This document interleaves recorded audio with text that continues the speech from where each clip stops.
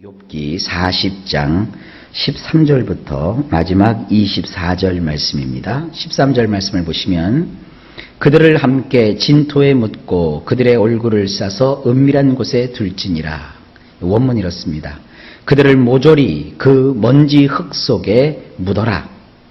그들의 얼굴을 칭칭 감아서 그 묻힌 곳 속에 넣어두어라. 굉장히 무서운 말씀이죠. 그들을 모조리 그 먼지 흙 속에 묻어라.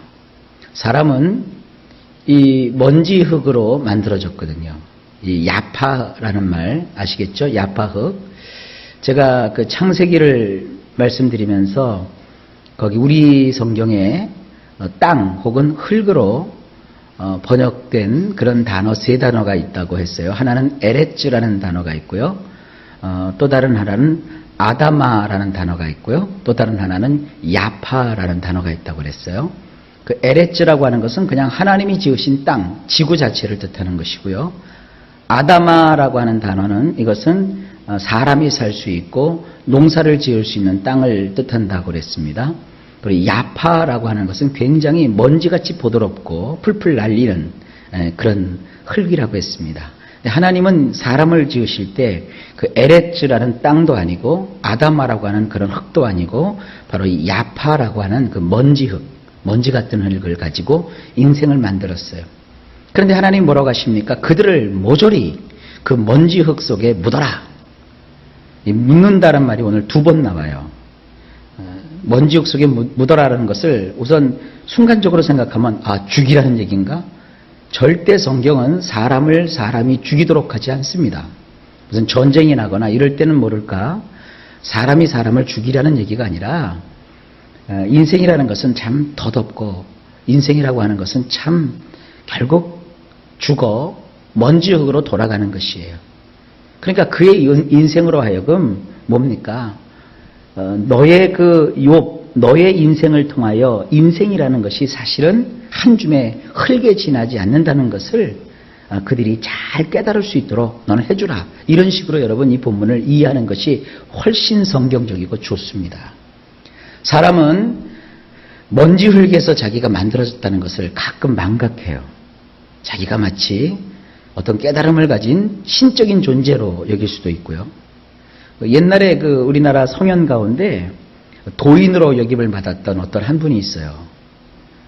근데 그분이 쓴 글을 보면 사람들은 자기를 하늘의 구름을 부르고 또 초막 끝에 비를 부르는 자로 여기는 거 있는 것 같지만 어떤 인간도 아무리 돌을 닦았다고 해서 하늘을 움직이거나 또 천기를 막 자기 마음대로 흔들 수 있다는 것은 그거야말로 정신 나간 거라고 그랬어요.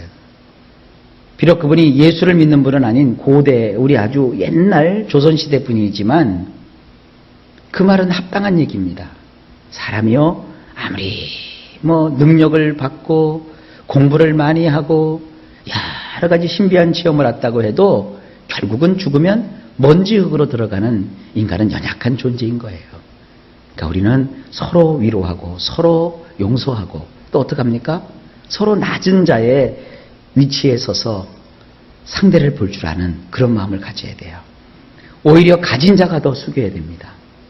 오히려 많이 배운 사람이 더 자기 자신을 낮추어야 됩니다. 그러나 욥은 그의 인생을 통하여 인생이라는 것은 참 한 줌 먼지흙에 지나지 않는다는 것을 우리에게 보여주고 있지 않습니까? 그 큰 부자가 하루 식간에 망하잖아요. 근데 망했다고 끝났나요? 다시 그를 하나님께서 어떻게 하십니까? 이렇게 세워주시죠. 하나님의 선고입니다. 그리고 뭐라고 합니까? 그들의 얼굴을 칭칭 감아서 그 묻힌 곳 속에 넣어두어라. 이걸 마치 사람을 칭칭 감아서 매장시키듯 그런 표현을 하나님 우리에게 쓰고 계십니다. 똑같은 해석입니다. 자, 이제 14절로 넘어갈까요? 그리하면 내 오른손이 너를 구원할 수 있다고 내가 인정하리라. 우리 성경 이렇게 번역을 해놓으니까 참 욥기 푸는 것이 어려울 거예요. 그러나 원문은 이렇게 돼 있어요.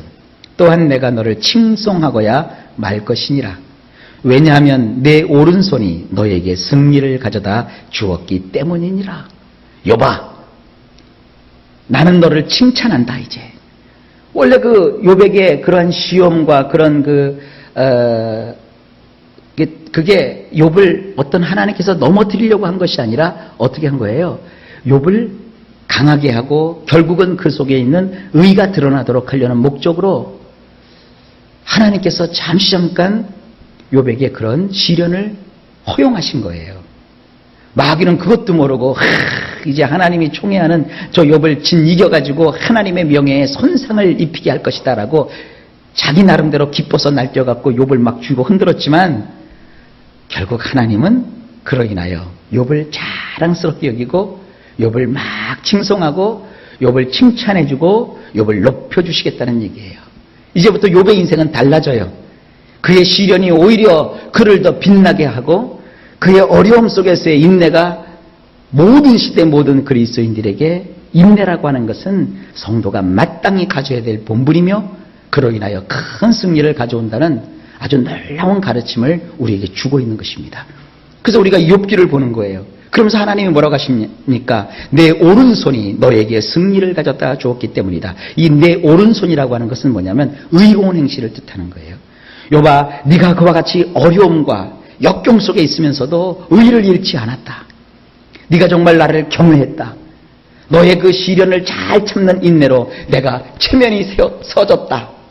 이제 마귀는 다시는 너에 대해서 나에게 이래라 저래라 할 수 없을 것이다. 과연 욥이다. 과연 욥아.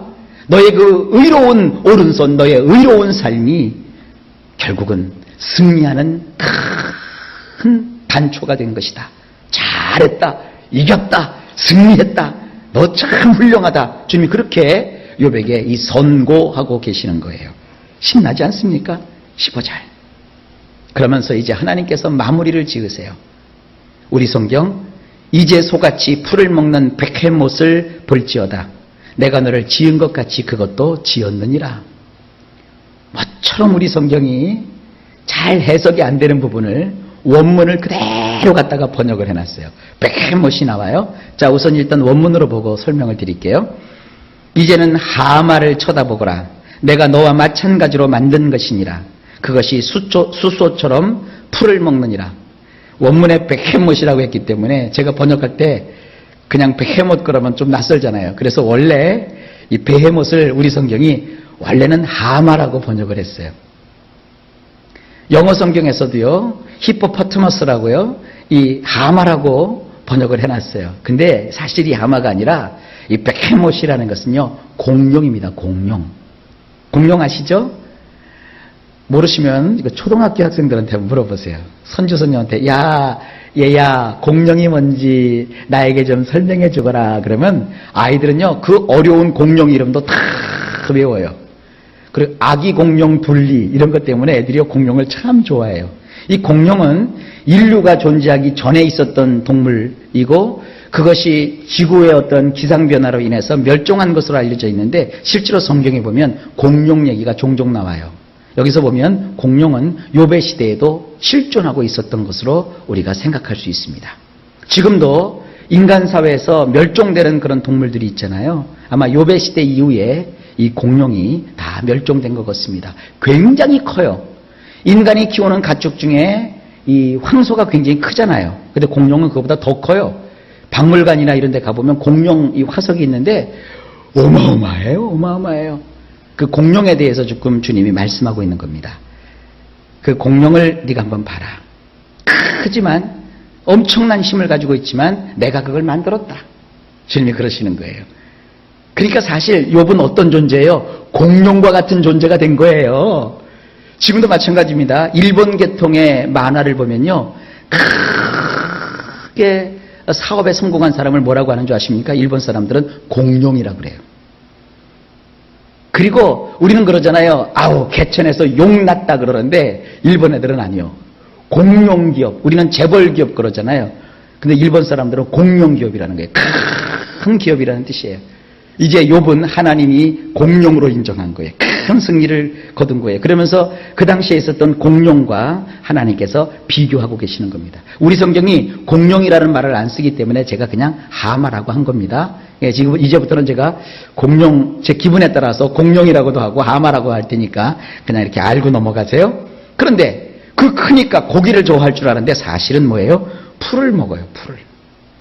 어떤 분들 그러대요. 살 뺀다고 채소만 먹는다고 하는데 채소만 먹는다고 살은 절대 안 빠집니다. 여러분 송아지를 보셨나요? 소도 풀만 먹지만 살은 많이 쪄요. 그러니까 다 먹기 나름입니다. 근데 이 공룡은 크지만 그게 육식공룡도 있지만 초식공룡도 있어요. 근데 초식공룡이 더 커요. 근데 주님은 힘세고 아주 강력한 공룡, 그것도 풀을 먹는 공룡을 여기서 말씀하고 있는 겁니다. 자, 이제 쭉 읽어 나갈게요. 16절.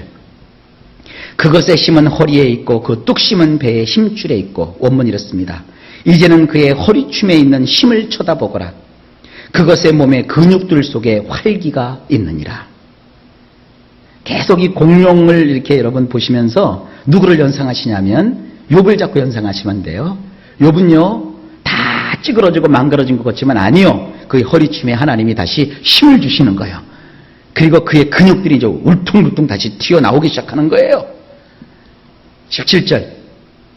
그것이 꼬리치는 것은 백향목이 흔들리는 것 같고 큰 넓적다리 힘줄은 서로 얽혀 있으며, 실제로요 이렇게 하마 보면 하마 꼬리가 이렇게 길질 않아요. 쬐끔해요. 그러니까 이것이 하마라고 하면 맞질 않아요. 그러나 공룡 꼬리는 어마어마하게 큽니다. 자, 원문 이렇게 되어 있습니다. 그것의 꼬리가 휘어지는 것은 마치 백향목 같고, 여기서 나오는 백향목은요 뽀플러 나무예요. 크고 아주 키가 큰 나무, 그와 같은 것을 뜻하는 겁니다. 뽀플러 나무가 얼마나 포퓰러라고 하나요? 뽀플러 나무 옛날에 많았잖아요. 가로수. 그 뽀플러 나무처럼 아주 큰 나무가 휘청거린 것 같고, 그것의 넓적다리 힘줄은 서로 뒤얽혀 있느니라. 이 남자들도요, 이 운동을 해서 근육이 만들어지면요, 막 그 근육들이 막 실이 엉켜 있는 것처럼 막 엉켜 있어요. 그래서 뭐 합니까? 육체미 하잖아요. 울퉁불퉁 막 하잖아요. 그게 얼마나 힘있고 멋집니까? 이 공룡의 힘줄이 바로 그와 같듯이, 요봐, 이제 너는 그 연단함을 통하여 이렇게 힘줄이 서로 얽혀 있듯이 너는 그렇게 강인한 자가 된 것이다 하고 주님이 말씀하고 계시는 겁니다. 18절. 그 뼈는 놋관 같고 그 뼈대는 쇠의 막대기 같으니, 원문. 그것의 뼈들은 동으로 된 수로 같고, 이 수로가 물 흘러 내려가는 물길입니다. 그것의 힘세기는 마치 정연한 쇠로 된 금속 막대기 같도다. 뼈들은요, 이 동이 굉장히 강한 종입니다. 강해요. 옛날 여러분들 놋그릇 생각하면 됩니다. 놋처럼 강한데 우리 성경은 그냥 관으로 여기했지만 이것은 물이 흘러내려가는 수로예요. 저 뼈가, 이 박물관 가보면 공룡뼈가 얼마나 크고 두꺼워요. 그죠? 뭐 손가락뼈 하나가 막 이만해요. 두께는 막 이렇게 두껍고요. 그것의 힘의 세기는요 마치 정연한 아주 잘 이 다름질이 되어 있는 그러한 그 금속 막대기 같이. 금속은요 탄소와 산소가 이렇게 막 합쳐지면서 치잖아요. 계속 대장쟁이가. 그러면 이 칼이 굉장히 강해져요. 그런 것을 뜻하고 있는 거예요. 그 다음에 19절. 시간이 이제 얼마 없으니까 쭉 읽어나갈게요. 그것은 하나님이 만드신 것 중에 으뜸이라. 그것을 지으시니가 자기의 칼을 가져오기를 바라노라. 원문 이렇습니다. 그것은 엘께서 하신 일의 절정이니 그것을 만드신 분께서만 그분의 칼로 그에게 대실 수 있을 뿐이라. 얼마나 힘이 강하고 센지 그 어떤 것도 공룡을 이길 수가 없는 거예요. 오직 하나님만이 그 공룡을 이길 수 있다는 거예요. 인간이 괜히 칼을 가지고 가서 공룡을 잡는다고 설정됐다간 큰일 나요. 그 짐채만한 그 동물을 어떻게 우리가 잡고 이길 수 있겠어요? 오직 하나님만이 이길 수 있을 만큼 그렇게 크다는 거예요. 이제 욥도 공룡이 되었기 때문에 그 누구도 이제 욥을 해할 자가 없어요. 하나님 외에는 욥을 해할 자가 없게 하시는 거예요.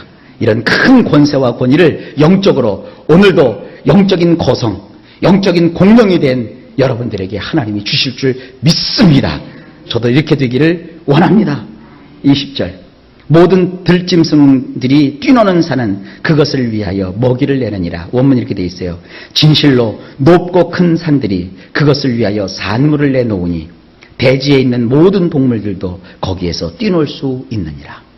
아마 이 공룡이 멸족하게 된, 멸실하게 된 그와 같은 원인을 먹거리가 없어서 굶어 죽었다라는 그런 학설도 있어요. 무슨 유성이 충돌해갖고 공룡이 사라졌다는 말도 있지만 그건 참 너무 좀 그렇고요. 너무나도 많이 먹으니까. 여기 보면 산이 높고 큰 산인데, 높고 큰 산의 모든 식물들이 다 이 동물의, 이 공룡의 먹이래요. 여러분, 하나님의 인정을 받게 되면, 이제 온 세상 것이 다 우리 손에 들어오는 거예요. 참, 이거 엄청난 얘기들 아닙니까? 21절. 그것이 연잎 아래서나 갈대 그늘에서나 늪 속에 엎드리니, 원문. 연꽃 식물 아래에서 그것이 엎드리나니, 갈대가 우거진 은밀한 곳 속에 있는 것과 늪지대에 있는 것이니라. 이런 데서 서식하고 있다. 연잎 그늘이 덮으며 시내 버들이 그를 감싸는도다. 원문. 연꽃 식물들의 그늘이 그것을 덮고 와디에 서식하는 버드나무들이 그것을 둘러싸고 있느니라. 이 와디라고 하는 것은 사막의 오아시스를 말해요. 거기에 이제 버드나무가 이렇게 펴 있는데 거기에 이제 공룡이 군집하고 있고 서식하고 있는 것을 뜻하는 것이죠. 23절. 강물이 소용돌이 칠지라도 그것이 놀라지 않고 요단 강물이 쏟아져 그 입으로 들어가도 태어나니, 원문. 보라, 강이 범람해도 그것은 무서워하지 아니하고 태연자약하니 요단이 그것의 입을 향하여 와락 흘러들어도 그러하니라. 오늘의 마지막 24절. 그것이 눈을 뜨고 있을 때 누가 능히 잡을 수 있겠으며 갈고리로 그것의 코를 꿰을 수 있겠느냐. 원문. 그것의 두 눈이 있는 곳에서 그것을 포획할 수 있으며 여러 개의 덫을로와 그 코를 꿰을 수 있겠느냐? 못한다는 거예요. 이제 공룡을 사람이 어찌할 수 없듯이 물이 범람하는 홍수가 나도 공룡은 태연자약하는 그런 강한 동물입니다. 이제 욥은 그 시련을 통과한 다음 공룡과 같은 존재가 되어서 아무도 욥을 건드릴 수 없게 주님이 만들어 주시는 거예요. 여러분, 신앙은 반드시 이런 승리를 경험하게 될 겁니다.